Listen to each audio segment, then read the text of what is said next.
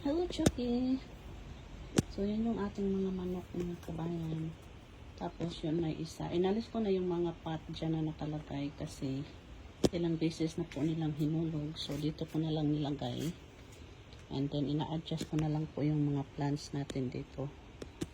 So, pwede na silang tumalon dyan. Ayan. So, excited na ako makakita ng kahit isang itlog. But, sabi ng yung binibilhan namin is after 1 week, pwede na silang mag-ano ng itlog. So, yan po yung kanilang tirahan. And then, dito naman, yung ating inalis po yung plant rack dyan. Then, dito ko nilipat. So, nandito na po yung ating mga halaman. So, greenhouse. Tapos, mayroon tayong chooks doon. Chicken pin. Ayan. Dyan po yung ating mga manoks. Ayan o. So, sila na ang nagmamay-ari dyan. Ayan po yung ating update for today.